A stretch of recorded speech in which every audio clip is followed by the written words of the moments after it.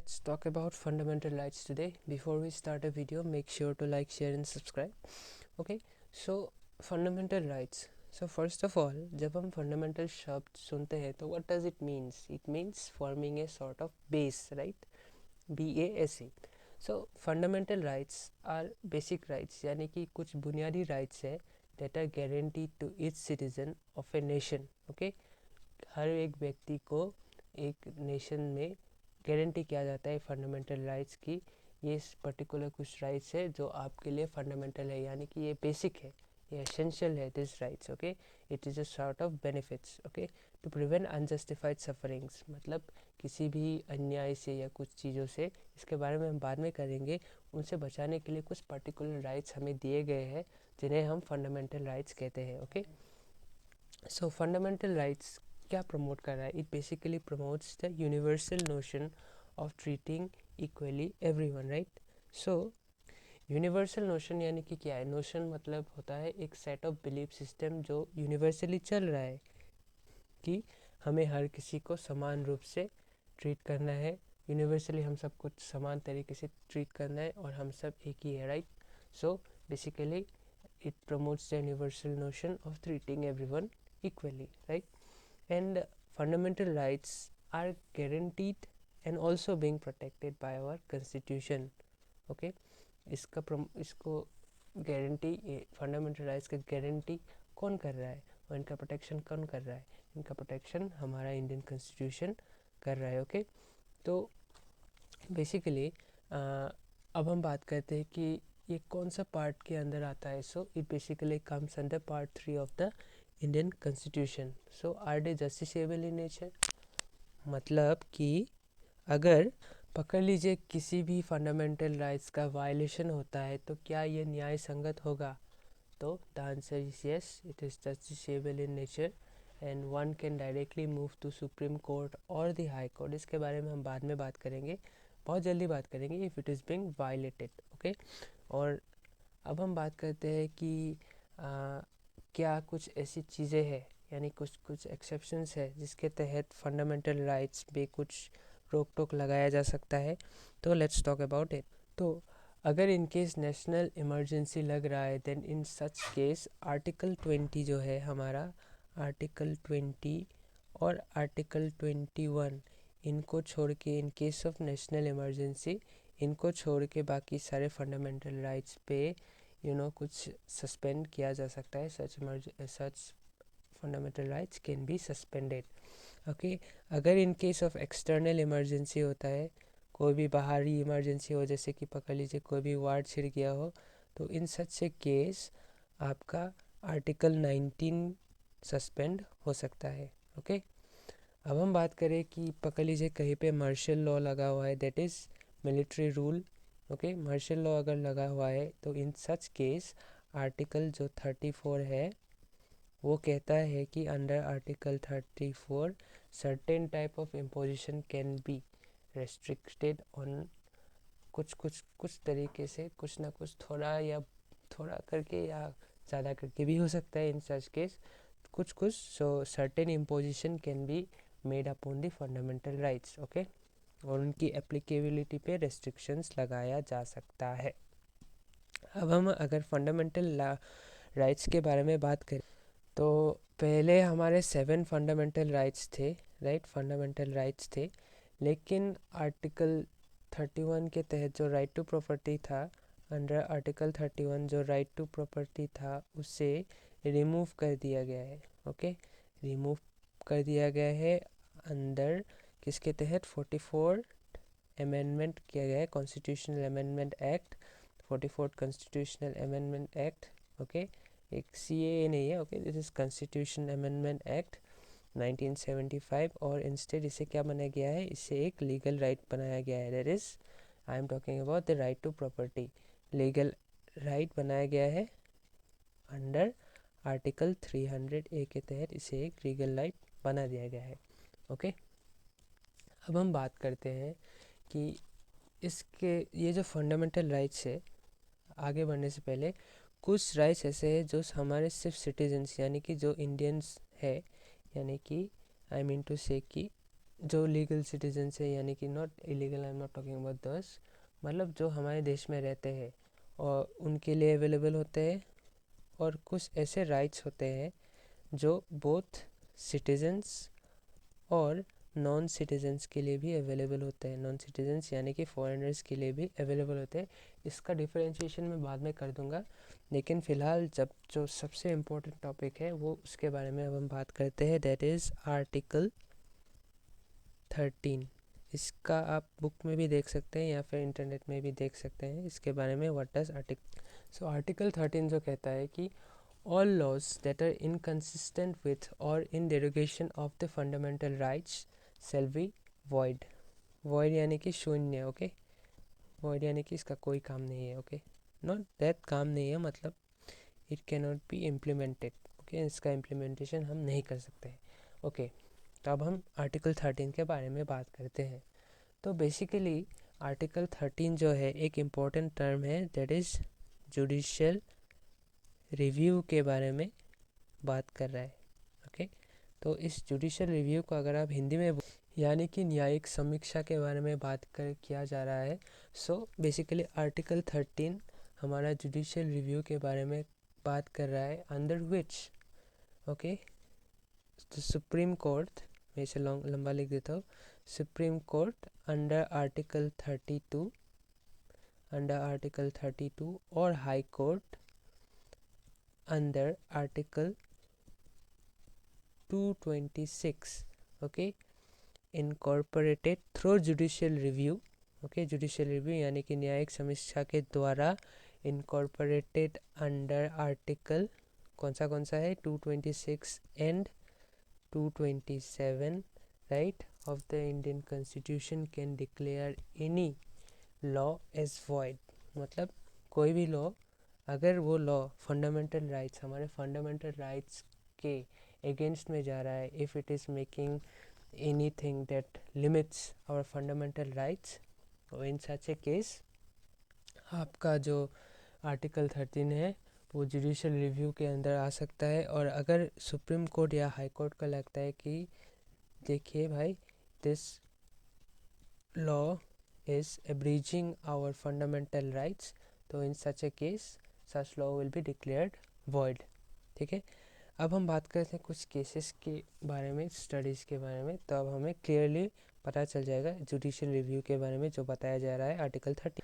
तो जब हम इंदिरा नेहरू गांधी वर्सेस श्री राज नारायण 1975 वाला केस देखते हैं, तो जुडिशियल रिव्यू जिसके बारे में मैं बात कर रहा हूँ बार बार कि सुप्रीम कोर्ट और हाई कोर्ट जुडिशियल रिव्यू करेगा अगर कोई ऐसा फंडामेंटल लॉ, अगर कुछ भी ऐसा कुछ आता है जो हमारे फंडामेंटल राइट्स को हार्म करता है, ठीक है, क्षति पहुंचाने का कोशिश करता है, या फिर किसी भी तरीके से हमारे फंडामेंटल राइट्स को लिमिट करता है, तो in such case supreme court और हाई कोर्ट उस लॉ को वॉइड डिक्लेयर कर सकता है। तो इसके तहत एक केस कोर्ट ने ये कहा था कि if in any case, okay, judicial, in short form let's say कि judicial review was considered as a basic feature of basic structure of the constitution। judicial review को क्या कहा गया था, judicial review को basic structure of constitution कहा गया था, right. So basic structure of constitution क्या होता है कि हमारे कॉन्स्टिट्यूशन को, जैसे एक पकड़ लीजिए घर को, कुछ ऐसे पर्टिकुलर पिलर्स रहते हैं ना जो हमें फाउंडेशन प्रदान करते हैं उस बिल्डिंग का, जितना भी वो बड़ा हो बिल्डिंग हो, 1 माला का हो या 2 माले का हो, उसके लिए कुछ फाउंडेशन यानी फाउंडेशन पिलर्स लगते हैं ना जो उस बिल्डिंग को पकड़ के रखते हैं, ओके, इन शॉर्ट सेंस से।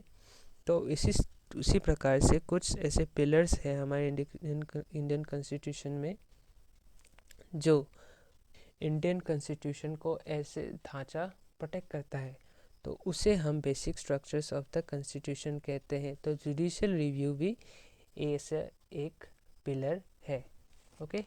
तो अब हम जब आगे बढ़ते हैं, बेसिकली इस आर्टिकल 13 के द्वारा क्या किया गया है, एक टाइप ऑफ हाथ में चेन जैसा बांध दिया है ना हमारे एग्जीक्यूटिव या लेजिस्लेशन के लिए कि आप ऐसा कुछ भी लॉ पास नहीं कर सकते that can limit anyone's fundamental right, okay. तो उन्होंने क्या किया तो एक 24th कॉन्स्टिट्यूशनल अमेंडमेंट एक लाया गया, 24th कॉन्स्टिट्यूशनल अमेंडमेंट लाया गया, जिसके तहत आर्टिकल 13 में, हमारा जो आर्टिकल 13 है उसमें एक नया क्लॉज ऐड कर दिया, दैट इज़ क्लॉज 4। इसे हम कुछ इस प्रकार से लिखते हैं, right. So will write it like this, article 13 clause 4। इसके तहत अगर आप बुक में देखें या फिर ऑनलाइन भी देख सकते हैं, इसमें कहा गया है कि nothing in this article shall apply to any amendment of this constitution made under article 368। Okay, इसके बारे में मैं बाद में बात करता हूँ। पहले लाइन के बारे में बात करते हैं कि nothing in this article shall apply to any amendment of this constitution. यानी कि पकड़ लीजिए, पहले क्या था, आर्टिकल 13, अगर कोई भी ऐसा लॉ पास होता है जो हमारे फंडामेंटल राइट्स को किसी भी प्रकार से लिमिट करता है, तो उसके तहत क्या करते थे, सुप्रीम कोर्ट और हाई कोर्ट के पास ऐसा पावर था कि उस लॉ को हम क्या कर सकते थे, वॉइड डिक्लेयर कर सकते थे, राइट। सो उसके तहत अब ये 24th कॉन्स्टिट्यूशनल अमेंडमेंट के द्वारा अंडर आर्टिकल 13(4) ये कहा गया कि ऐसा अब नहीं होगा। अब हमने कॉन्स्टिट्यूशनल अमेंडमेंट ला दिया है, अगर कोई भी लॉ अगर अंडर आर्टिकल 368 के अंदर पास होता है तो उस लॉ को नाइदर सुप्रीम कोर्ट और high court can declare as void. अब हम बात करते हैं कि आर्टिकल 368 बेसिकली है क्या। आर्टिकल 368 जो इंडियन कॉन्स्टिट्यूशन है उसके तहत इसमें एक पावर है to amend any part of the constitution. मतलब किसी भी पार्ट ऑफ द कॉन्स्टिट्यूशन में अगर चेंजेस लाना होता है तो हम आर्टिकल 368 का यूज़ करते हैं through the exercise of its constituent power by parliament. Parliament में इस लॉ को पास किया जाएगा थ्रू आर्टिकल 368। ओके, तो बेसिकली ये कहा गया है आर्टिकल 368 के अंदर। अब क्या हुआ कि यहाँ पे एक फेमस आदमी का एंट्री होता है which is very much famous among the aspirants of UPSC. So let's say his name. Keshavananda Bharti जी का एंट्री होता है, that is Kesavananda Bharati versus state of Kerala 1973 case. तो इस केस के तहत उस 24th अमेंडमेंट को चैलेंज किया गया था। तो यहाँ पे ऑनरेबल कोर्ट ने क्या कहा था कि यहाँ पे एक नया कंसेप्ट बाहर निकल के आया था जिसे हम कहते हैं बेसिक फीचर्स ऑफ कॉन्स्टिट्यूशन। मतलब कुछ ऐसे फीचर्स हैं हमारे कॉन्स्टिट्यूशन में जो ज़रूरी है, similar to that of the fundamental rights. Basic features of constitution नामक एक कंसेप्ट बाहर आया था, यानी कि बेसिक पिलर्स। और ये कहा गया था कि अगर in basic features of the constitution को किसी भी प्रकार से अगर इनके अगेंस्ट और इनको लिमिट किया गया, ओके, एब्रिज्ड किया गया, यानी कि वायलेट किया गया, तो अंडर सच केस उस लॉ को हम लोग क्या करेंगे, उस लॉ को भी हम लोग the law will declare it as void. Okay, तो Kesavananda Bharati case was a very important case. इस केस के अंदर ही हमें basic features of the constitution वाला कॉन्सेप्ट मिलता है। तो basic features of the constitution के बारे में हम बाद में बात करेंगे। Okay, in future we will talk about. So आप इतना जान लीजिए कि basic features of the constitution वाला concept Kesavananda Bharati versus state of Kerala case में आया था। तो अब हम आगे बढ़ते हैं, नेक्स्ट आर्टिकल के बारे में बात करें। So let's talk about article 14। Okay, so आप अपने बुक्स में या फिर इंटरनेट में देख सकते हैं। सो यहाँ में article 14 basically talks about what? Article 14 basically talks about equality before law and equal protection of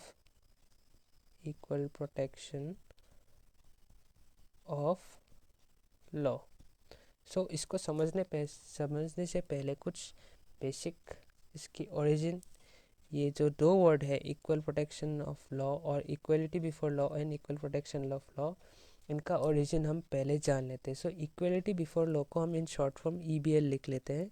okay, ईबीएल यानी कि इक्वलिटी बिफोर लॉ, इस शब्द का ओरिजिन है ब्रिटिश ओरिजिन। ओके, और ये जो इक्वल प्रोटेक्शन ऑफ लॉ है, ये ओरिजिन कहाँ से हुआ है? ये अमेरिकन ओरिजिन का वर्ड है, अमेरिकन ओरिजिन का एक शब्द है। Okay, now equality before law के बारे में हम सबसे पहले पढ़ लेते हैं। Okay, so let's discuss about equality before law. Part wise हम समझेंगे तब इजीली आपको समझ में आएगा।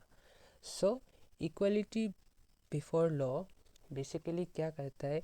ये लिबरलिज्म का जो कंसेप्ट है, यानी कि लिबरलिज्म, ओके, लिबरलिज्म का कंसेप्ट को फॉलो करता है, या फिर आप कह सकते हैं कि एक प्रकार से प्रमोट करता है। लिबरलिज्म यानी कि क्या है?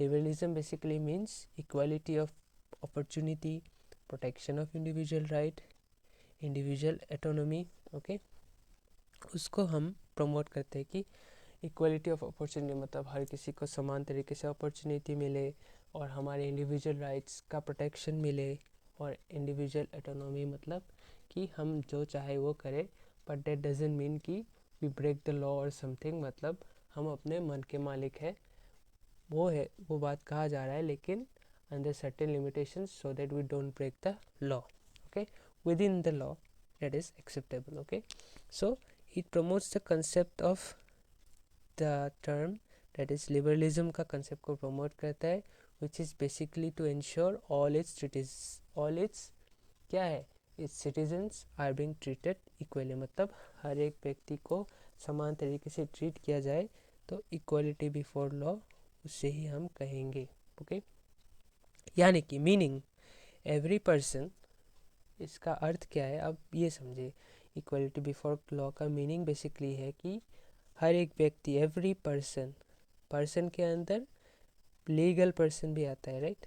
लीगल पर्सन यानी कि क्या क्या होता है लीगल पर्सन? जैसे कंपनीज हो गया, ओके, कंपनीज हो सकता है, रजिस्टर्ड सोसाइटीज़ हो सकता है, etcetera and etcetera. Okay, societies etcetera, तो लीगल पर्सन हो सकता है वेदर सिटीजन और फॉरेनर्स, यानी कि वो इन भारतीय भी हो सकता है या फिर कोई भी फॉरेनर भी हो सकता है, इरेस्पेक्टिव ऑफ कुछ चीज़ें हैं, इरेस्पेक्टिव ऑफ आपका रिलीजन हो गया, आपका कास्ट हो गया, ओके, रेस हो गया, ओके, सेक्स हो गया, यानी कि जेंडर का जेंडर कुछ भी हो सकता है, या फिर place of birth, okay, place of birth कुछ भी हो सकता है, सबको समान तरीके से ट्रीट किया जाएगा। So everyone will be treated equally under what? Under the ordinary law of land, मतलब कि जो हमारा ऑर्डिनरी लॉ है, यानी कि लॉ हर किसी के लिए समान है, राइट? जो हमारा पर्टिकुलर नेशन का जो भी होगा, मतलब हमारे इंडिया का जो भी लॉ है, उसके तहत हर किसी को समान तरीके से हम ट्रीट करेंगे। ओके, और इसके अंदर कोई भी स्पेशल प्रिविलेजेस दिया नहीं जाएगा in favour of any person, no matter वो रिच हो या फिर पोर हो या कुछ भी हो, सबको समान तरीके से देखा जाएगा बिफोर द लॉ। अब हम अगर इक्वल प्रोटेक्शन ऑफ लॉ के बारे में बात करें, सो हर कोई व्यक्ति जो with in the territory of India है, उन सबको तो हमें ट्रीट इक्वली करना भी है अंडर इक्वल सर्कमस्टेंसेस और बिना किसी डिस्क्रिमिनेशन के साथ। और इक्वल प्रोटेक्शन ऑफ लॉ ये भी कहता है कि state can not deny for equal protection of laws. Okay, state भी ये डिनाई नहीं कर सकता, अगर किसी को प्रोटेक्शन की ज़रूरत है under the law, then he must get some protection from the law, equally protection from the law. अब हम एक केस के बारे में बात करते हैं। So Ramesh Prasad versus state of Bihar में एक फेमस स्टेटमेंट दिया था कोर्ट के द्वारा, बाय ऑनरेबल कोर्ट, की equality before law and equal protection of the law is क्या है? Is equal to equal justice. ठीक है, तो अब हम अगर ध्यान से देखें इन ब्रॉड सेंस, अगर हम देखें equality before law and equal protection of law क्या प्रमोट कर रहा है? इट बेसिकली प्रमोट्स क्या? सोशल एंड सॉरी ये जो इक्वलिटी का बात कर रहा है, ये जो ई है, ई फॉर इक्वलिटी, राइट, ये जो ई इक्वलिटी है, इक्वलिटी शब्द, ये क्या प्रमोट कर रहा है? It basically promotes social and economic justice. ठीक है, अब हम मैंने बात किया था इक्वलिटी बिफोर लॉ में कि लॉ ऑफ लैंड यानी कि क्या? In broad sense we can say it as what? We can say it as rule of law. अब हम बात करेंगे रूल ऑफ लॉ, यानी कि शॉर्ट फॉर्म में हम लिख देते हैं RL। Okay, so rule of law basically क्या है? रूल ऑफ लॉ की इसका अर्थ है कि no one is above is no man, कोई भी व्यक्ति लॉ से बड़ा नहीं है। No man is above the law, यानी कि everyone from the government till citizens, हर कोई मस्ट एक्ट, हर कोई एक्ट करेगा according to the law and not according to the wishes और डिज़ायर्स और pleasures of someone. Okay, rule of law में एक बेसिक चीज़ है कि ये एंटीथेसिस है of what? It is antithesis of arbitrariness, यानी कि आर्बिट्रेरी पावर। यानी कि आर्बिट्रेरी पावर मतलब क्या? जैसे कि नॉर्थ कोरिया क्या है ना, एक पगला Kim Jong Un, so what does he do? He make certain laws according to his wish. So उसमें हम नहीं कह सकते कि rule of law prevails in North Korea. Okay, so basically in rule of law क्या है? No man is above the law, मतलब law सबसे बढ़कर है। ओके, तो अगर हम बात करें rule of law is also कहाँ से आता है? Rule of law also is a concept of, कहाँ से आता है? Concept of Magna carta. Okay, Magna carta क्या है? मैग्ना कार्टा अगर आप इन शॉर्ट फॉर्म में मैं बताऊँ, सो मैग्ना कार्टा एक टर्म है जो ग्रेट चार्टर डॉक्यूमेंट से आता है। सो बेसिकली इन 1215 में किंग जॉन ऑफ इंग्लैंड जो थे, उन्होंने एक डॉक्यूमेंट साइन किया था to form the base of certain rights to its people. So उसे हम कहते हैं द ग्रेट चार्टर डॉक्यूमेंट। ये साइन क्यों किया था? सिमिलरली जैसे अभी नॉर्थ कोरिया में चल रहा है, किम जोंग उन अपने हिसाब से कुछ भी कर रहा है। सो basically in during that time in normal sense अगर हम बात करें, किंग जॉन ने अपना पावर्स का मिसयूज़ किया था। So in such case the great charter was made and under which a document, great charter document was sign. उधर भी एक सेम ही टर्म था कि no man is above the law. Okay, अब हम बात करें एक केस के बारे में। Okay, rule of law related, तो so AK Gopalan versus state of Madras, इसे हम क्या कहते हैं? Famously called as the habeas corpus case. Okay, सो ये जो टर्म है हेबियस कॉर्पस, इन अभी हम शॉर्टली पढ़ेंगे, बाद में इसके बारे में इन ब्रीफ हम पढ़ेंगे। सो बेसिकली क्या होता है कि सपोज़ अगर किसी पर्सन को अनलॉफुल डिटेंशन में या फिर हम जेल में बंद कर देते हैं, सो इन सच केस एक रिट इशू होता है to the court, to the respective court, कि वेदर लीगलिटी या फिर चार्जेस हमें ढूंढना पड़ता है कि अगर वेदर इस बंदे को सही तरीके से या लॉफुली या फिर विदाउट एनी रीज़न हमने इसे बंद किया है या इम्प्रिजन किया है। In such case that person must be presented to the case and the reason for his, मतलब उसे क्यों इम्प्रिजन किया है उसके बारे में हमें बताना पड़ता है। Okay, that is whoever has arrested it, so that basically in short sense means the habeas corpus. Okay, so इस AK Gopalan versus state of Madras case को हम क्या कहते हैं? हेबियस कॉर्पस केस कहते हैं। और इसके अंदर जस्टिस खन्ना जो थे हमारे जस्टिस खन्ना, उन्होंने रूल ऑफ लॉ के बारे में एक स्टेटमेंट दिया था जिसका लिटरली उन्होंने ये कहा था कि rule of law is accepted in all civilize society, यानी कि रूल ऑफ लॉ सब सिविलाइज यानी कि सभ्य समाज में रूल ऑफ लॉ यानी कि वहाँ में सभ्य समाज जहाँ भी होगा वहाँ में लॉ ऑलवेज प्रिवेल होगा, right? Okay, rule of law is accepted in all civilized society and is considered as a symbol of society being free. Okay, यानी कि सोसाइटी हमारा फ्री है from any type of anything that is against the law or something like that. Okay, यानी कि सबको इन सभ्य समाज में सब रूल ऑफ लॉ को सबसे बड़ा दर्जा दिया जाएगा, वही बताना चाह रहे हैं and is symbol of society being free. तो रूल ऑफ लॉ बेसिकली क्या करता है, ये बेसिकली एक बैलेंस क्रिएट करता है बिटवीन इंडिविजुअल लिबर्टी और पब्लिक ऑर्डर में एक बैलेंस लाता है रूल ऑफ लॉ, ठीक है। अब हम अगर बात करें आर्टिकल 14 के अंदर जो कहता है equality before law and equal protection of law, इसमें कुछ एक्सेप्शंस है, ठीक है, इसमें कुछ एक्सेप्शंस है अंडर आर्टिकल 361, ठीक है। तो सबसे पहला जो एक्सेप्शन आता है तो उसके तहत द प्रेसिडेंट और governor is not answerable to any court for the exercise and performance of power and duties of his office, यानी कि कोई भी ऐसा ड्यूटी के तहत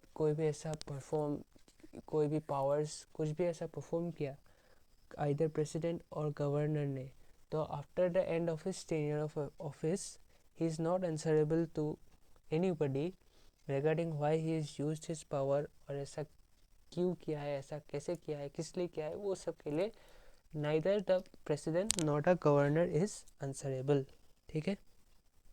नेक्स्ट अगर हम बात करें तो no criminal proceedings can be instituted against the president और गवर्नर। कोई भी क्रिमिनल प्रोसीडिंग्स किसके तहत, अगेंस्ट प्रेसिडेंट और गवर्नर के तहत आप चालू नहीं कर सकते, okay. No civil proceedings in which relief is claimed, यानी कि रिलीफ यानी कि पैसा या कुछ भी ऐसा टाइप का अगर कोई भी रिलीफ क्लेम किया जाता है अगेंस्ट और कुछ फाइलिंग किया गया जाता है अगेंस्ट द प्रेसिडेंट या फिर गवर्नर, वेदर बिफोर और आफ्टर ऑफिस, यानी कि उनके ऑफिस में टेन्योर शुरू करने से पहले या शुरू करने के बाद अगर ऐसा कोई भी प्रोसीडिंग्स फाइल किया जाता है तो उन्हें मिनिमम 2 महीने से पहले यानी कि एक नोटिस भेजा जाएगा टू द रेस्पेक्टेड प्रेसिडेंट या फिर गवर्नर को, और उसके 2 महीने बाद ये जो फाइलिंग होगा सिविल प्रोसीडिंग्स का 2 महीने बाद एक नोटिस भेजा जाएगा उनको regarding this civil proceedings, okay. Next जो है थर्ड वाला, that is no process for the arrest or imprisonment of president or governor shall be issued from any court during his term of office, यानी कि जब वो अपना service कर रहे हैं यानी कि during his tenure as a president और गवर्नर, ओके, उनके अरेस्ट के लिए कोई भी ऑर्डर इशू नहीं हो सकता है फ्रॉम एनी कोर्ट। और लास्ट जो एक्सेप्शन है यानी कि मैंने 4 शायद बता दिए हैं, जो लास्ट वाला है अंडर इंटरनेशनल लॉ के तहत फॉरेन सोवरेन यानी कि फॉरेन रूलर या फिर कोई भी मिनिस्टर्स, कोई भी एम्बेसडर्स या फिर कोई भी डिप्लोमेट्स रहे या फिर यूनो एंड इट्स एजेंसीज, ठीक है, वो लोग इम्यूनिटी एंजॉय करते हैं from what, from criminal and civil proceedings से, okay. So that's basically all about the article 14। अब हम बात करेंगे आर्टिकल 15 के बारे में, ठीक है। आर्टिकल 15 जो अगर आप देखेंगे बुक्स में या फिर अपने इंटरनेट में, सो बेसिकली यहाँ क्या कहा जा रहा है, the state shall not discriminate, यानी कि भेदभाव नहीं होगा अगेंस्ट एनी सिटीजन, मतलब कोई भी किसी भी व्यक्ति के खिलाफ एक भेदभाव नहीं किया जाएगा ऑन ग्राउंड्स ऑफ, एक इम्पॉर्टेंट चीज़ दिया गया है, ध्यान से देखेंगे तो ओनली शब्द बहुत इम्पोर्टेंट है, ओनली ऑफ क्या, रिलीजन, राइट। ये कुछ टर्म्स है, रिलीजन एक्सेट्रा नहीं, wait a second, let me write it. Religion, race, caste, sex यानी कि जेंडर, और प्लेस ऑफ बर्थ। यानी कि आर्टिकल 15 जो बेसिकली कह रहा है कि हम किसी को भेदभाव नहीं करेंगे, यानी कि हम नहीं, sorry, the state shall not discriminate, यानी कि द स्टेट यानी कि हमारा India, okay, in a broad sense अगर कहे तो हमारा इंडिया, और नहीं तो हम बोल सकते गवर्नमेंट, ओके, द गवर्नमेंट हम कह सकते हैं शैल नॉट डिस्क्रिमिनेट, भेदभाव नहीं करेंगी किसी भी सिटीजन्स को on the basis of what, on the basis of only religion, race, caste या फिर जेंडर या फिर प्लेस ऑफ बर्थ के तहत आपके साथ कोई भी भेदभाव नहीं करेगा, ओके।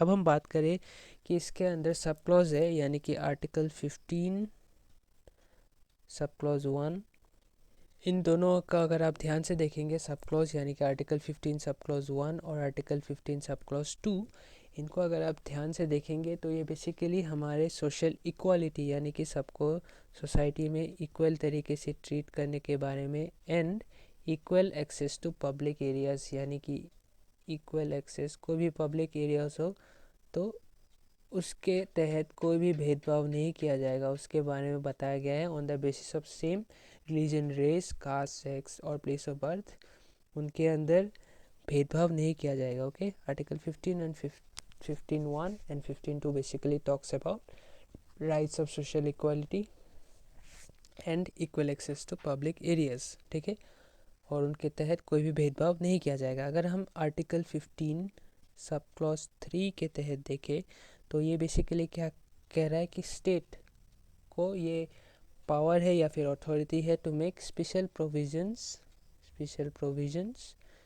प्रोविजंस बनाने के लिए स्टेट के पास पावर है for women and children, okay, और वो क्वेश्चनेबल नहीं हो सकता है, ओके।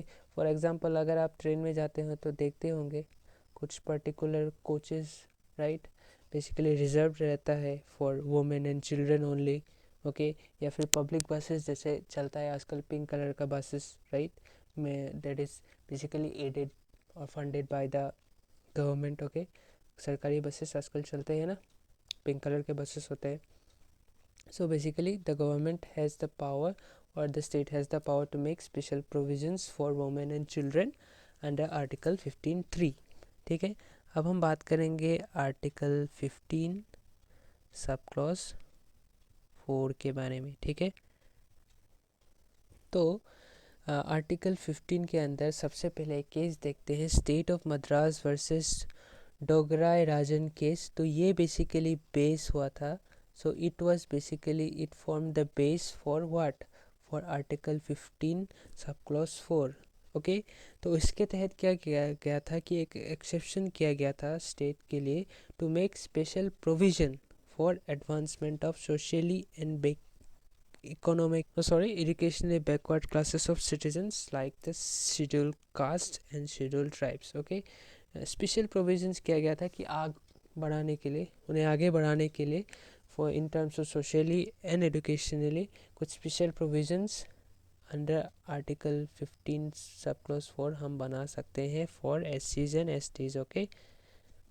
अगर हम बात करें व्हाट अबाउट, अब हम बात करते हैं कि सपोज आपके मन में क्वेश्चन आ रहा होगा कि ऐसा एक्सेप्शन क्यों दिया गया है कि टू मेक स्पेशल प्रोविजंस बनाए जाए particularly for SCs and STs, okay, to advance them, okay, उन्हें आगे बढ़ाने के लिए। So basically what about article 14, right. Article 14 आपके माइंड में आ रहा होगा कि what about right to equality कहाँ गया, right, what about article 14, right.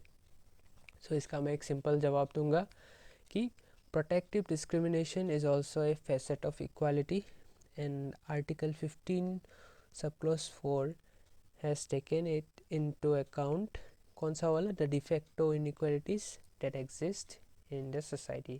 अगर कोई भी प्रोटेक्टिव डिस्क्रिमिनेशन किया जाता है तो वो भी एक इम्पॉर्टेंट फैसेट होता है, ओके। फैसेट यानी पहलू, राइट।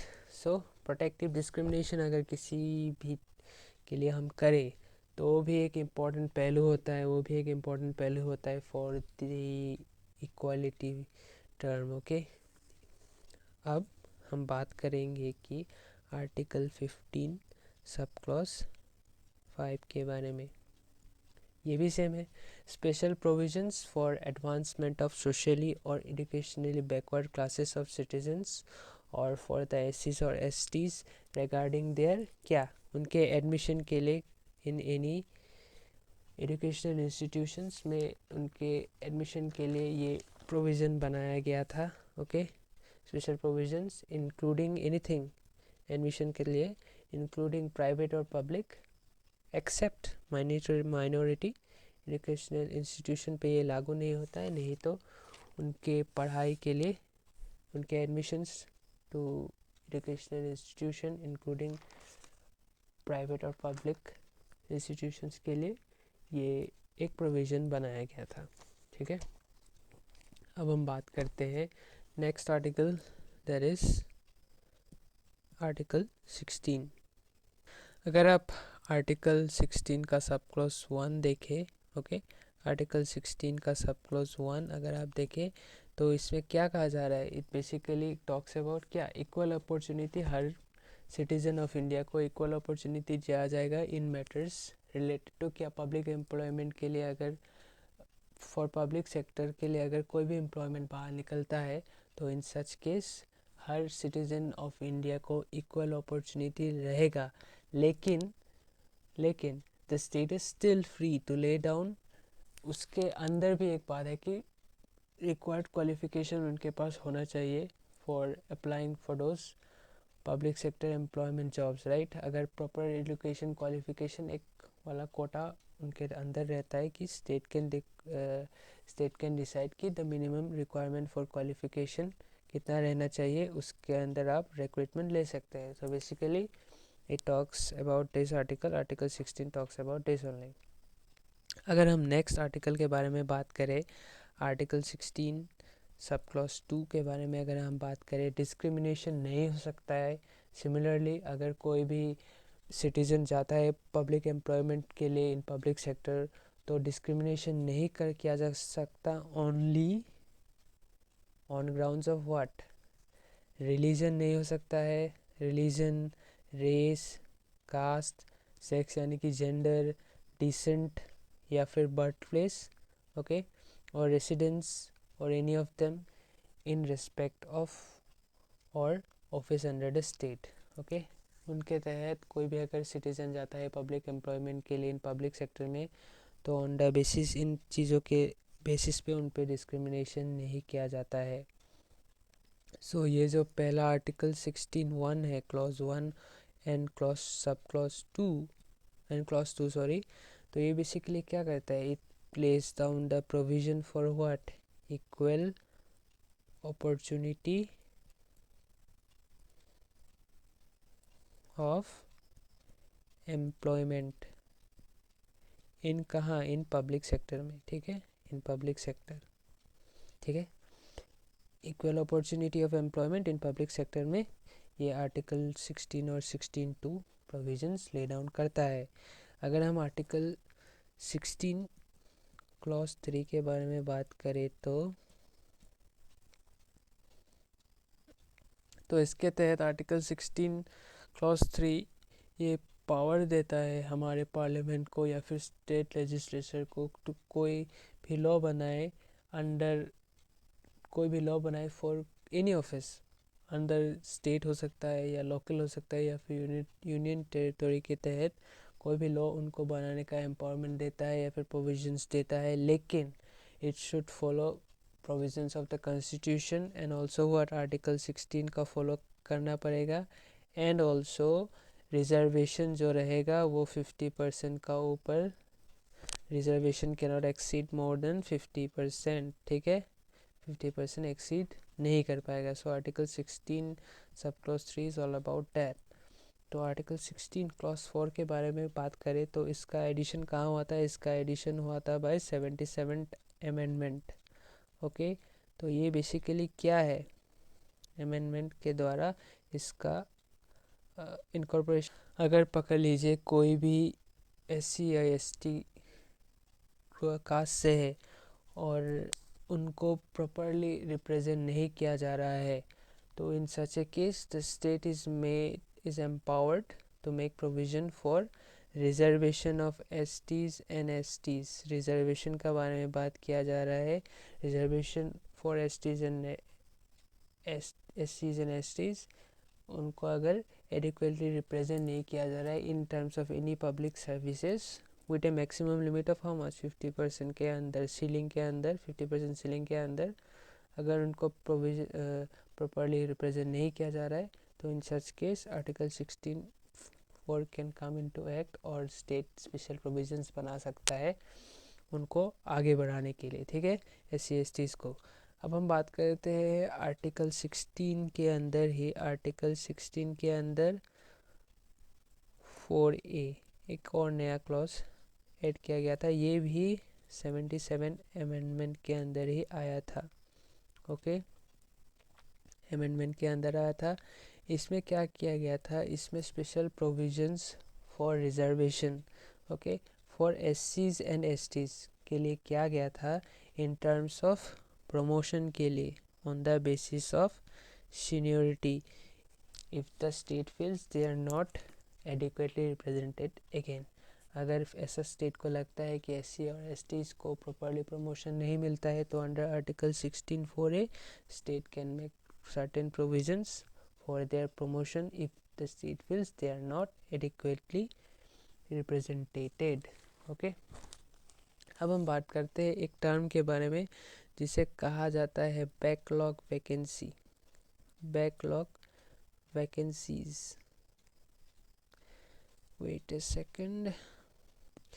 तो बेसिकली ये बैकलॉग वैकेंसीज क्या है? सो 1997 से पहले SCs और STs के जो डायरेक्ट रिक्रूटमेंट के लिए जो कुछ रिजर्वेशन या कुछ भी सीट्स रहता था वो फुलफिल नहीं होता था। तो इन सच ए केस ये जो नॉन अवेलेबिलिटी रहता था उनको बेसिकली नेक्स्ट ईयर के लिए नहीं वो नहीं, basically direct recruitment because of उनका अवेलेबिलिटी कम था, तो उनको बेसिकली हम लोग क्या कहते थे, बैकलॉग वैकेंसीज बेसिकली हम उन्हें कहते थे, okay. It is basically term as backlog vacancies. तो under Indira Sawhney versus union of India, okay, ये कहा गया था कि सुप्रीम कोर्ट द्वारा कि अगर रिजर्वेशन जो प्रमोशन के बारे में बात किया जा रहा है, so that is not applicable और रिजर्वेशन सिर्फ अपॉइंटमेंट तक ही सीमित रहना चाहिए। तो इसके लिए तो क्या किया गया, as a result of this judgement 16(4)(a) was, article 16(4)(a) was क्या किया था, रिव्यू किया गया था, and through how much, through the 85th constitutional amendment किया गया था। उसके तहत क्या हुआ, उसके तहत प्रमोशन को ऐड करना पड़ा, ओके, रिजर्वेशन फॉर प्रमोशन को ऐड करना पड़ा। अब हम बात करें तो अगर M Nagaraj versus union of India का केस अगर हम देखें तो उसमें क्या कहा था, सुप्रीम कोर्ट ने कहा था कि article 16(4)(a) is according to the provision of article 16(4), ठीक है, बट इसके अंदर एक थ्योरी इवॉल्व हुआ जिसे हम कहते हैं प्रूफ ऑफ कंपेलिंग रीजन। ये एक थ्योरी इवॉल्व हुआ जिसके तहत प्रूफ ऑफ कंपेलिंग रीजन, जिसके तहत अगर कोई स्टेट कुछ भी प्रोविज़न ऐसा बनाना चाहता है फॉर प्रमोशन, तो स्टेट को प्रॉपरली रीजंस पेश करना पड़ेगा कि ऐसा क्यों कर रहे हैं हम, and under such case it will not be declared as void, it will be declared as applicable, okay। Last में क्या किया गया कि थ्रू 117th कॉन्स्टिट्यूशनल अमेंडमेंट फिर से किया गया, अंडर विच आर्टिकल 16(4)(a) के तहत 16 सब क्लोज 4(a) के तहत क्या किया गया, all SCs and STs were considered as what, were considered as backward, okay, उन्हें बैकवर्ड के हिसाब से कहा गया, considered as backward. Now 16(4)(a) के बाद आर्टिकल 16 सब क्लॉज 4(b) भी आ गया। ओके, इसको कहाँ से ऐड किया? इसको हमने किया था 81st कॉन्स्टिट्यूशनल अमेंडमेंट के अंदर ऐड किया गया था। इसके तहत कहा गया था अगर एससी और एसटी का कोई भी पोस्ट इस साल अनफुलफिल रहता है, मतलब उनका टोटल कोटा अगर फुलफिल नहीं करता है, तो उसे कैरी फॉरवर्ड किया जाएगा अगले साल के लिए। एंड वो जो कैरी फॉरवर्ड अनफुलफिल पकड़ लीजिए 10 सीट्स है, इसके तहत अभी 3 सीट्स रह गया। ओके, तो इस 3 को हम लोग एज एन एक्स्ट्रा सोचेंगे। ओके, एज एन एक्स्ट्रा हम कैरी ऑन करेंगे। और इस साल जो रिजर्वेशन होगा फॉर करंट ईयर 50% रिजर्वेशन जो रहेगा, उसके अंदर इस 3% को नहीं गिना जाएगा। ओके, तो basically article 16(4)(b) is all about date. अब हम आर्टिकल 16 सब क्लॉज 5 के बारे में अगर बात करें तो no law will affect appointment in an office connected with some religion और डिनोमिनेशनल इंस्टीट्यूशन। अगर कोई भी ऐसा पकड़ लीजिए अपॉइंटमेंट होता है इन कंप्लायंस विथ, पकड़ लीजिए कोई पर्टिकुलर रिलीजन का कोई रिलीजियस ऑफिस के लिए कोई भी ऐसा अपॉइंटमेंट होता है, तो इन सच ए केस जो ग्राउंड्स हमने कहा था पर्टिकुलर रिलीजन के लिए था, तो वो उस पर्टिकुलर रिलीजन के व्यक्ति को ही मिलेगा। दूसरे रिलीजन का व्यक्ति अगर आके उधर अप्लाई करता है तो वो एप्लीकेबल नहीं होता। And in such cases article 16(5) comes into action. Okay, तो TMA pi foundation versus state of Karnataka जब केस हुआ था, तो सुप्रीम कोर्ट ने कहा था कि आर्टिकल 16 को हम लागू नहीं कर सकते जब हम बात कर रहे हैं प्राइवेट एजुकेशन इंस्टीट्यूशन के बारे में या फिर रिलीजियस माइनॉरिटी इंस्टीट्यूशन के बारे में अगर हम बात करेंगे तो आर्टिकल 16 लागू नहीं होता है। Okay, so basically this was it's the verdict of the supreme court. अगर हम बात करें नेक्स्ट आर्टिकल के बारे में, आर्टिकल 16 क्लॉज 6 के बारे में, इसको 103rd अमेंडमेंट के अंदर ऐड किया गया था, कॉन्स्टिट्यूशनल अमेंडमेंट के अंदर ऐड किया गया था। और इसके अंदर एक एक्स्ट्रा 10% रिजर्वेशन किया गया था। 10% रिजर्वेशन फॉर किसके लिए? EWS was made in public employment। Okay, इसके बाद क्या हुआ कि एक मंडल केस जो famously known as the Indira Sawhney versus union of India, जिसे हम लोग कहते हैं मंडल केस के अंदर, कि सुप्रीम कोर्ट ने ये रिजेक्ट कर दिया कि एक्स्ट्रा 10% जो रिजर्वेशन का बात बोल रहा था फॉर पोर और वीकर सेक्शन का जो बात हो रहा था, उसे रिजेक्ट कर दिया गया। लेकिन जो 27% रिजर्वेशन था फॉर OBCs, उसे एक्सेप्ट कर लिया गया था by supreme court. It was supported by the supreme court. But इसके अंदर एक और बात था कि क्रीमी जो रहते हैं, that is creamy layer, that is advance जो section of the OBC societies है, उनको इस बेनिफिट से दूर रहना पड़ेगा। Okay, they will not be termed as the beneficiary for such reservation. Okay, और एक और बात कहा गया था कि टोटल जो कोटा रहेगा, total Kota for reservation, it should not exceed by how much? It should not exceed by 50%। 50% is the minimum रहेगा।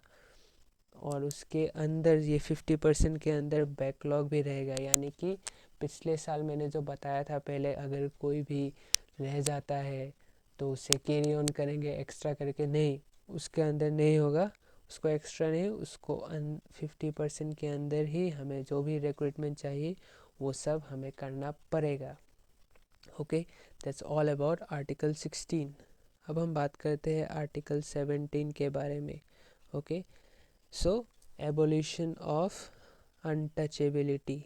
अगर आप अनटचेबिलिटी को ध्यान से देखेंगे तो अनटचेबिलिटी के ऊपर ऐसे कुछ कॉमर्स दिए गए हैं। अनटचेबिलिटी ये क्यों है? मैं आपको बाद में बताता हूँ, लेकिन इसे आप ध्यान से देखिए, 2 कॉमा दिए रहेंगे ऊपर ऐसे, ओके, अनटचेबिलिटी के ऊपर, ओके। सो ये क्या है, अब हम बात करते हैं इसे। हमारे जो महात्मा गांधी थे, उन्होंने अनटचेबल्स मतलब तो आज समझते ही होंगे। बेसिकली अनटचेबल्स किसे कहते हैं, lower classes of the society या फिर depress classes of the society, जो सबसे लोएस्ट कास्ट में पैदा होते हैं, या फिर पीपल जैसे कि सेवक रहे, सर्वेंट हो गए, नौकर रह गए, उन्हें हम लोग बेसिकली क्या कहते थे पहले, उन्हें अनटचेबल्स के रूप में कहा गया था, एज अनटचेबल्स। लेकिन महात्मा गांधी ने उन्हें क्या कहते थे, क्या बोल के बुलाते थे, Mahatma Gandhi basically call the untouchables as what, harijans, meaning what, harijans meaning children of God, okay. तो untouchability can be in any form, physical भी हो सकता है या फिर society, social boycott, okay, physical और social boycott from the society can also be considered as untouchability, okay. So article 17 जो है वो बेसिकली अनटचेबिलिटी को एबोलिश करता है, यानी किसी भी प्रकार से इसका प्रैक्टिस अगर कहीं भी चलता है तो वो सही नहीं है, वो ये आर्टिकल बताना चाहता है, okay. And for which is practice in any form. तो मैसूर हाई कोर्ट ने ये कहा था, मैसूर हाई कोर्ट ने, कि ये जो अनटचेबिलिटी है, आप ध्यान से देखिए, इसे इन्वर्टेड कॉमास में दिया गया है। तो ये जो अनटचेबिलिटी शब्द हमें दिया गया है, उसका लिटरल ग्रामर मीनिंग हमें देखना नहीं है,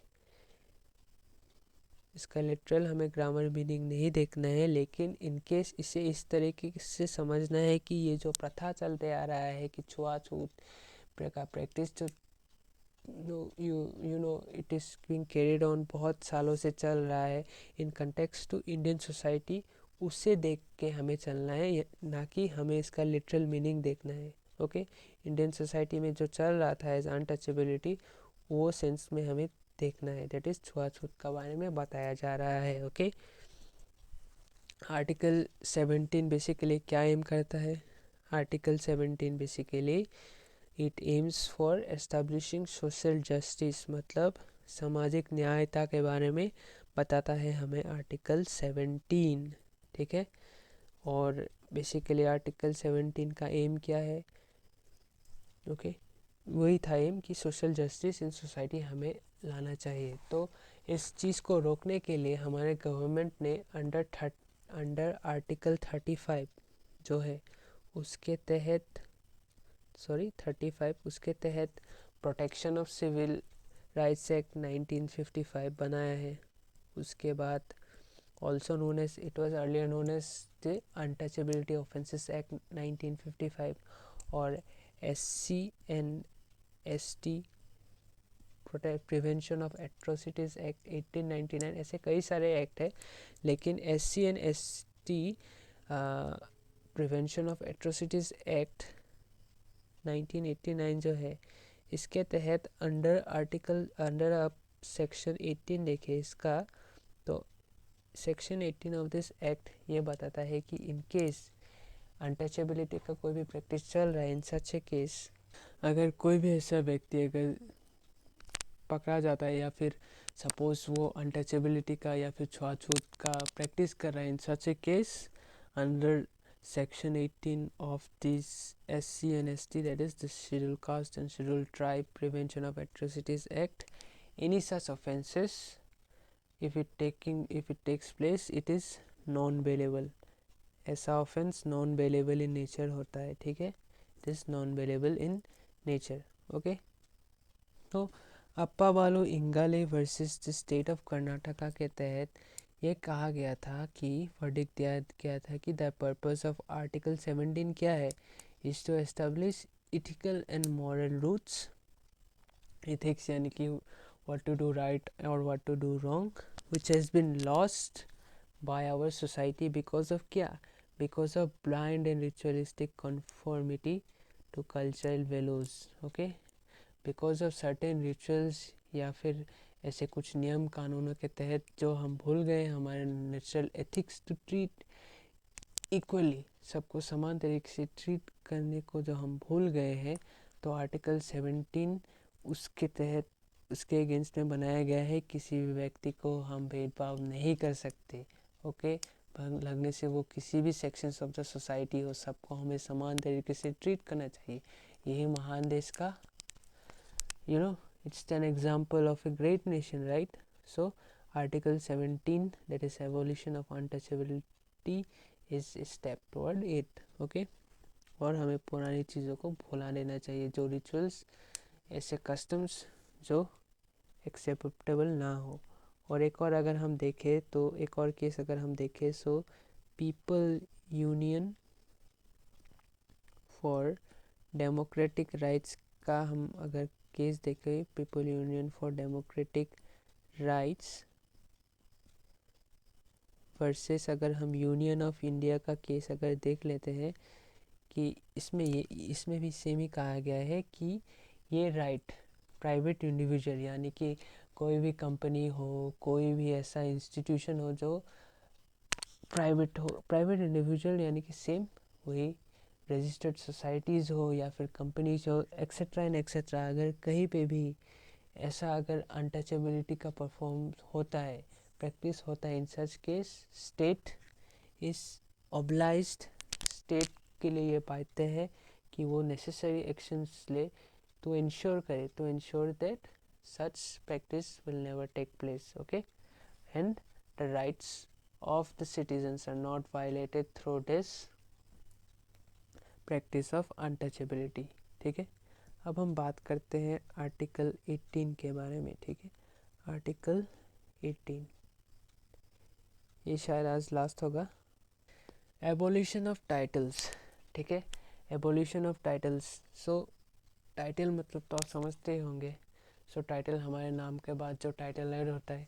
सो पहले क्या था, कुछ लोग ऐसे थे, कुछ एक्स्ट्रा स्पेशल लोग कुछ अजीबोगरीब ही टाइटल्स लगा लेते थे, जैसे हमारे राजा महाराजा थे, नवाब थे या कुछ भी थे, तो वो लोग अपने नाम के आगे नवाब ऑफ कहीं क्या भी, महाराजा और राजा का राजा, वीरों के वीर, एक्सेट्रा एक्सेट्रा, ये सब नाम के आगे लगा लेते थे ना। तो उसका एवोल्यूशन करने के लिए इस आर्टिकल को लाया गया है, that is article 18 to evolution of titles. किसके लिए? ताकि समाज में समानता आए और सबको इक्वली ट्रीट किया जाए। So basically it's all about that only, to abolish any titles. तो अब हम अगर आर्टिकल 18 देखते हैं, आर्टिकल 18 के अंदर अगर आप आर्टिकल 18 सब क्लॉज 1 अगर देखते हैं, तो ये कहा गया है कि ये स्टेट का रिस्पॉन्सिबिलिटी है, दायित्व है कि it is the state responsibility for conferring any title on any one whether citizen और ए नॉन सिटीज़न। मतलब स्टेट का ये रिस्पॉन्सिबिलिटी है कि वो किसी को भी ऐसे अचानक टाइटल्स ना दे दे, किसी को भी, वो लगने से सिटीज़न हो या फिर नॉन सिटीज़न हो। टाइटल यानी कि जैसे कि महाराजा, राजा, नवाब एक्सेट्रा, ऐसे टाइप का। ओके, एक्सेप्ट मिलिट्री और एकेडमिक डिस्टिंक्शन इसके अंदर नहीं आते हैं। मिलिट्री या फिर एकेडमिक्स रिलेटेड जो रहते हैं सिटीजन्स, वो इसके अंदर नहीं आते हैं। ओके, लेफ्टिनेंट, कैप्टन ये सब लगा सकते हैं मिलिट्री वाले, या फिर एकेडमिक्स जो रहते हैं वो लोग पीएचडी लेते हैं तो डॉक्टर आगे लगा लेते हैं। सो उसके लिए प्रॉब्लम नहीं है। रादर देन दैट, उसके अलावा ऐसे कोई भी टाइटल्स, ये स्टेट का रिस्पॉन्सिबिलिटी है कि कोई भी ऐसे टाइटल यूज़ ना करे। उसके बाद हम अगर आर्टिकल 18 सब क्लॉज 2 के बारे में, क्लॉज 2 के बारे में बात करें, तो इंडियन सिटीजन्स को ये रोकता है टू टेक एनी टाइटल, कोई भी ऐसा टाइटल हो फ्रॉम फॉरेन स्टेट्स से, बाहरी देशों से कोई भी ऐसा टाइटल मिले तो उसको प्रोहिबिट करता है आर्टिकल 18(2) कि आप वो ले नहीं सकते। ओके, अब अगर हम पर्टिकुलरली आर्टिकल 18 क्लॉज 3 के बारे में बात करें, तो अगर कोई भी फॉरेनर हमारे इंडिया में एनी ऑफिस ऑफ प्रॉफिट, मतलब हमारे यहाँ में ऑफिस में काम कर रहा है या फिर कोई ट्रस्ट चला रहा है अंडर द स्टेट, मतलब गवर्नमेंट के अंदर कोई भी कुछ चला रहा है, तो वो भी, उस पर भी ये नियम लागू होगा कि वो भी कोई भी फॉरेन देश से कुछ भी टाइटल ऐसे नहीं ले सकेगा। लाइक टाइटल यानी कि जैसा मैंने बताया नवाब, महाराजा या कुछ भी फ्रॉम फॉरेन स्टेट्स वो नहीं ले सकता है फॉरेन कंट्रीज से, until and unless वो प्रेसिडेंट से कंसेंट ना करे उसके पहले वो नहीं ले सकता है। वो प्रेसिडेंट को कंसेंट करने के बाद वो डिसाइड कर सकता है। ओके, अगर उससे प्रेसिडेंट परमिशन देते हैं तो in such case he can accept such titles, otherwise under article 18(3) every foreign individual is prohibited from taking such titles. Okay, similarly अगर हम आर्टिकल 18 क्लॉज 4 के बारे में बात करें, वो भी सिमिलरली है। नो इंडिविजुअल, कोई भी व्यक्ति लगने से वो इंडियन सिटीज़न हो या फिर नॉन सिटीज़न यानी कि फॉरेनर हो, जो कोई भी ऑफिस ऑफ प्रॉफिट यानी कि हमारे इंडियन में काम कर रहा है या फिर कोई भी ट्रस्ट चला रहा है under the government of India, वो कोई भी प्रेजेंस या फिर आप कह सकते हैं कोई भी प्रेजेंट नहीं ले सकता है, या फिर एमोलमेंट्स यानी कि बेसिकली फीस या फिर ऐसे कुछ टाइप का एनीथिंग दैट इज़ रिलेटेड और ऑफिस, कुछ भी ऐसा कुछ भी टाइप का वो लोग ले नहीं सकते from the president without the consent of president. मतलब प्रेसिडेंट से परमिशन लेना होगा, अगर नहीं मिलता है वो बात अलग है, लेकिन अंडर आर्टिकल 18(4) कोई भी ऐसा इंडिविजुअल, कोई या फिर फॉरेनर हो या फिर सिटीज़न हो, कुछ भी ऐसा वो ले नहीं सकते हैं। कोई भी टाइप का प्रेजेंट हो या फिर emoluments, basically means presents, emoluments मतलब पकड़ लीजिए कोई भी फ़ी हो या फिर कोई ऑफिस ऐसा हो, अगर वो इनके फॉरेन का कोई ऑफिस, फॉरेन नेशन का कोई ऑफिस हो तो वो ले नहीं सकता है। ओके, सो अगर आप ध्यान से देखें article 18 clause 3 and clause 4, basically most of the time it is basically aimed at what non citizen यानी कि फॉरेनर के लिए ही बेसिकली बनाया गया है, फॉरेनर के ऊपर मद्देनज़र रखते हुए बनाया गया है। तो बेसिकली इसका एम क्या है, टू इंश्योर दैट ये जो नॉन सिटीजन है ये हमारे गवर्नमेंट की तरफ फेथफुल रहे, राइट। तो basically ensure that they are faithful to the government of India. Okay, and वो वायलेट ना करे कोई भी रूल्स एंड रेगुलेशंस जो अंडर आर्टिकल 18(3) और 18(4) कहा गया है। ठीक है, अब आपके मन में क्वेश्चन आ रहा होगा सर कि बेसिकली भारत रत्न और पद्म भूषण एक्सेट्रा ऐसे भी तो कुछ टाइप ऑफ अवार्ड्स दिए जाते हैं। सो इसके लिए भी एक केस हुआ था, Balaji Raghavan versus union of India. इसके तहत सुप्रीम कोर्ट ने ये डायरेक्टली कहा था कि नेशनल अवार्ड्स जैसे कि आपके भारत रत्न हो या पद्म भूषण हो, ये टाइटल्स नहीं है, इंस्टेड ये कंसेप्ट ऑफ इक्वलिटी को यानी कि सोसाइटी में जो इक्वलिटी लाते हैं बाय एवोल्यूशन ऑफ टाइटल्स, उसको भी वायलेट नहीं करता है। रेडर ये क्या करता है, rather it basically what does it do, it promotes the notion of क्या, it promotes the notion of excellence. ये किसी व्यक्ति का एक्सीलेंस को प्रमोट करता है for what he has done to the people और great service he has done for the nation. So basically उसके लिए ये अवार्ड्स दिया जाता है, उनके एक्सीलेंस के लिए दिया जाता है, rather than conferring titles. It is just an award and not a title. So with this I would like to end the segment today. Thank you very much. Thanks for watching, and I hope the video is helpful for you all. Thank you.